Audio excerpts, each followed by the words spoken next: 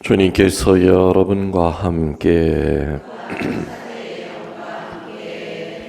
루카가 전한 거룩한 복음입니다. 17장 7절에서 10절까지의 말씀입니다.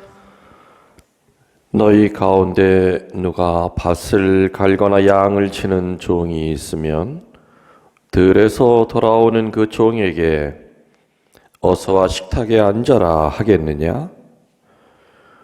오히려 내가 먹을 것을 준비하여라. 그리고 내가 먹고 마시는 동안 허리에 띠를 메고 시중을 들어라. 그런 다음에 먹고 마셔라 하지 않겠느냐? 종이 분부를 받은 대로 하였다고 해서 주인이 그에게 고마워하겠느냐?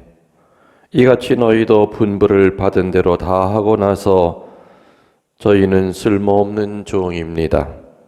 해야 할 일을 하였을 뿐입니다.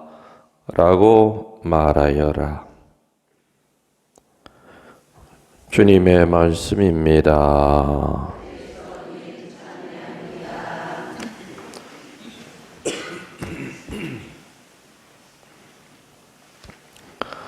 찬미 예수님,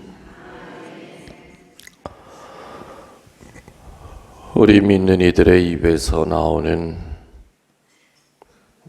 정말 참다운 신앙인의 그 말 중에 하나가 오늘 복음에 예수님이 가르쳐 주셨죠? 뭐죠?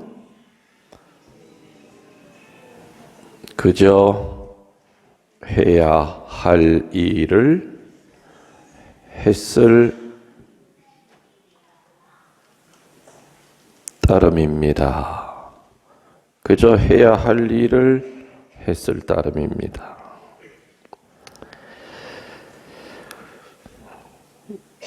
예수님은 주인과 종 사이의 관계에 있어서 종이 주인의 명령대로 다 했다고 해서 주인이 고마워해야 할 이유가 어디 있겠느냐 하고 이렇게 얘기하시죠? 들에 나가서 일 다 하고 와서 밥 먹어라 라고 어느 주인이 얘기했느냐? 먼저 주인의 또 시중을 들고 난 다음에 그 다음에 먹어라. 이 모든 일을 다 하고 나서 종은 투덜대는 것이 아니라 참 그놈의 주인 모질다, 못돼 먹었다 라고 얘기할 처지가 아니라는 겁니다. 허리가 끊어지게 일을 하고 나서 집에 들어와서도 또 주인의 시중을 다 들고 난 다음에 그때야 밥을 먹으면서도 어떤 자세로 저희는 보잘것없는 종입니다. 그저 해야 할 일을 했을 따름입니다. 라고 하려는 거지요. 한마디로 요약하면은 무엇을 하고 나서 겸손하라는 뜻입니다. 오늘 복음의 그 핵심은 바로 겸손이죠. 기도하고 난 다음에 겸손하려는 겁니다. 봉사하고 난 다음에 겸손하려는 겁니다. 봉헌하고 난 다음에도 역시 겸손하려는 겁니다. 내 것을 나누어주고 난 다음에도 겸손하려는 겁니다. 죽음의 문턱에 서서도 겸손하려는 겁니다. 그저 해야 할 일을 하고 이제 드디어 주님께로 가는군요. 저는 보잘것없는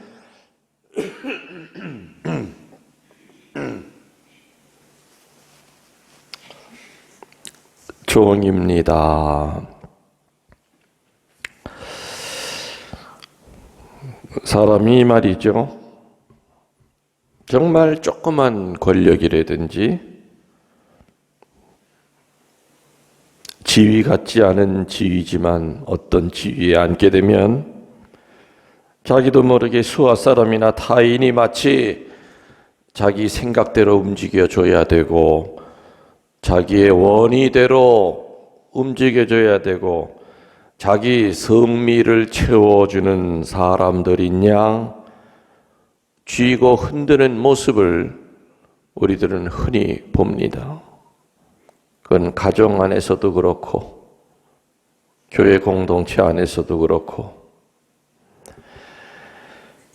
겸손이라는 것은 그래서 무턱대고 자기를 낮추거나 이유 없이 굽실거리거나 자신을 멸시하는 태도를 보이는 것이 아니지요. 겸손은 오늘 예수님께서 겸손의 원칙은 정확히 두 가지이므로를 알려주십니다. 첫 번째는 내가 바로 창조주 하느님께 속해 있다는 것. 종은 누구에게 속해 있지요? 주인에게 속해 있다는 것. 종이 주인에게 속해 있다는 것을 잊는 그 순간부터 그의 마음은 복잡해지기 시작할 겁니다.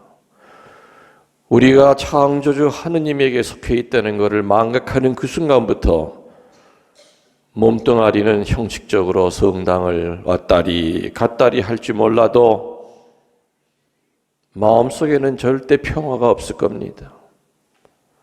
그리고 늘 봉사하고 나서도 투덜댈 것이고 봉헌하고 나서도 늘 투덜댈 것이고 기도하고 나서도 절대 기쁨을 얻을 수 없을 겁니다. 그래서 겸손은 창조주 하느님에게 내 영과 육, 내 삶 전체 모든 것이 그분에게 속해 있다는 것을 느끼고 고백하는 게 겸손의 첫 단추라고 얘기하시죠. 그리고 두 번째 단추는 그 하느님에 비해서 지극히 미소한 존재라고 하는 것을 승복하는 데 있습니다. 종은 주인에 비해서 아무리 종이 IQ가 높고 잔머리가 팽팽팽 돌아가더라도 종은 끝까지 종입니다. 아무리 우리 인간들이 재주가 많고 능력이 있고 똑똑하고 아무리 그래도 창조주 하느님 앞에는 그저 비천한 존재일 뿐입니다. 피조물이 창조보다 낫다고 생각하는 데서부터 비극은 시작이 됩니다. 피조물이 창조주의 계산보다 훨씬 더 정확하게 계산해낼 수 있다고 하는 것으로부터 인간의 비극은 시작이 되죠.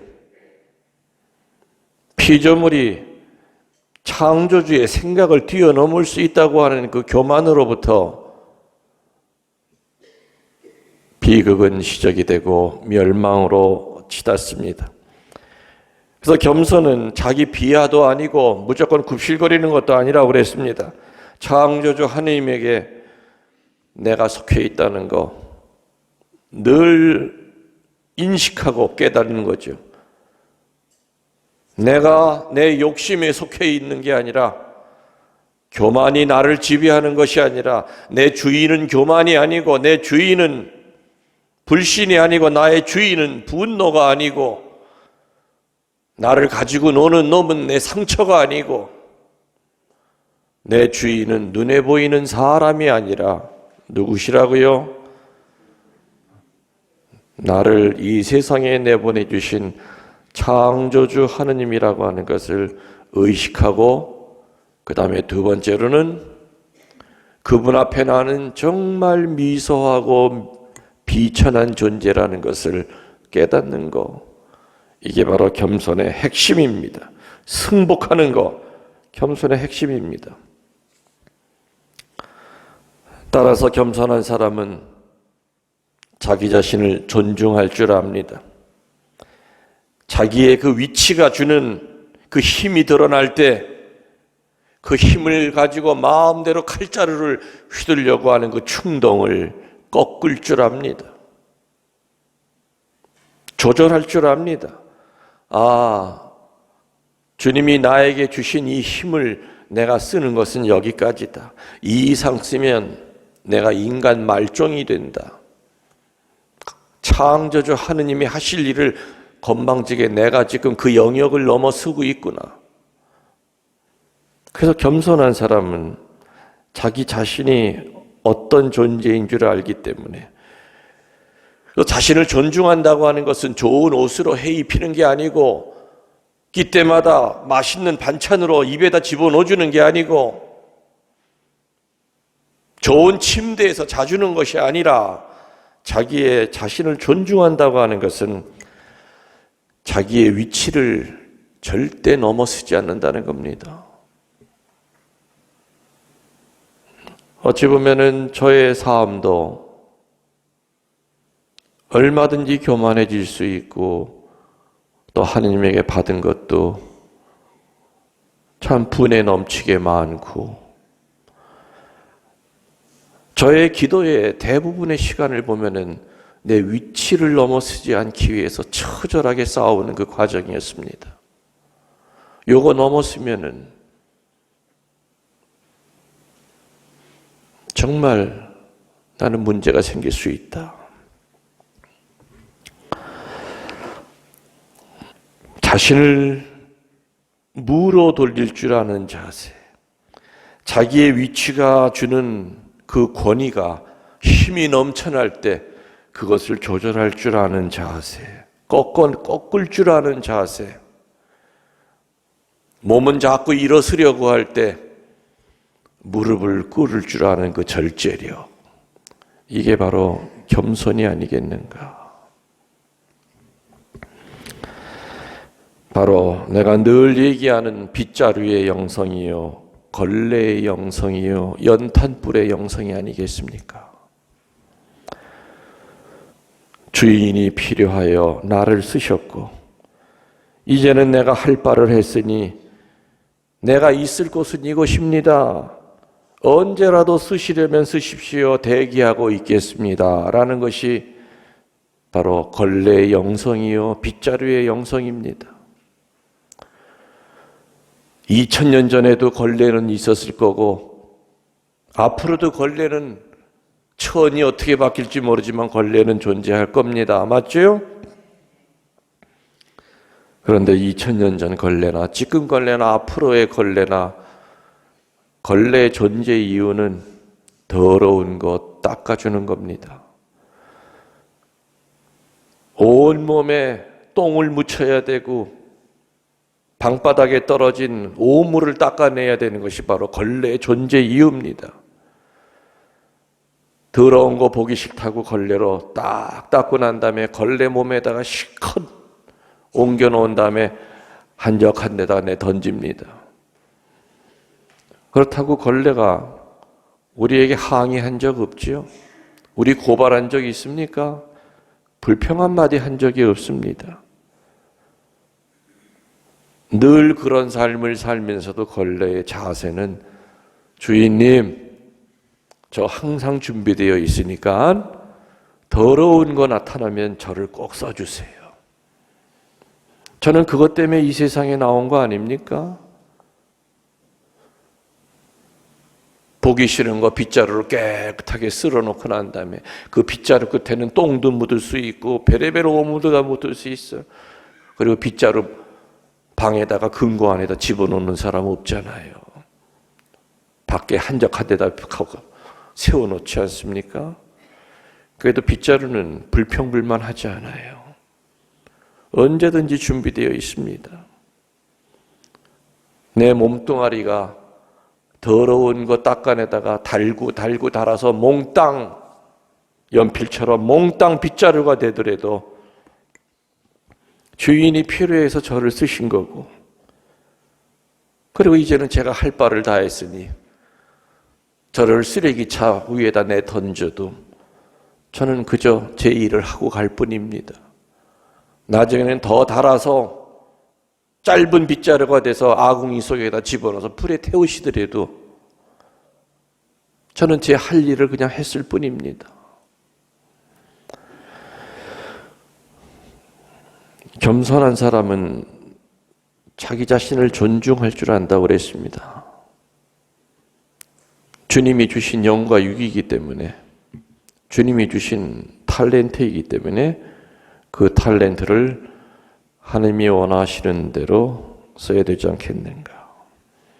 행여라도 조금이라도 그 탤런트가 권세가 돼서, 아니면은 주님 보시기에 그래 너는 거기까지다, 그리고 이제는 너의 영혼 구령을 위해서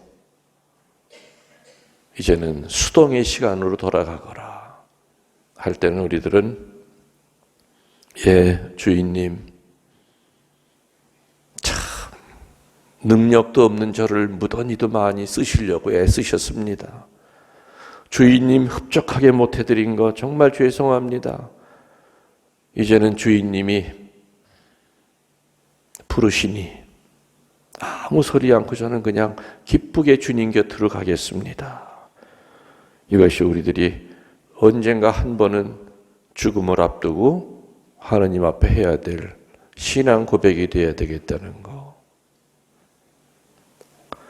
그저 해야 할 일을 했을 따름입니다.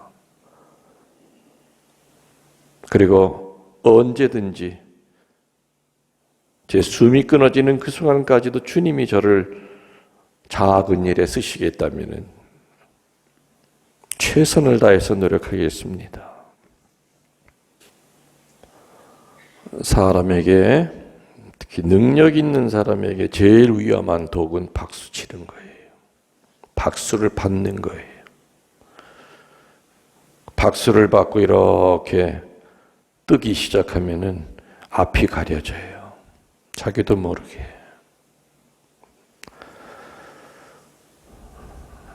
하느님의 일을 위하여 애쓰시는 많은 사제들이 하느님의 받은 그 탤런트를 가지고 그야말로 주님의 종으로 겸손되이 살다가 또 주님이 언젠가 부르시면 주님께 다 맡기고 떠날 수 있도록, 또 앞으로도 여러분 귀에는 어느 신부님 돌아가셨대, 뭐 우리 교구에서도 이제 연세 드신 신부님들이 많이 있잖아요.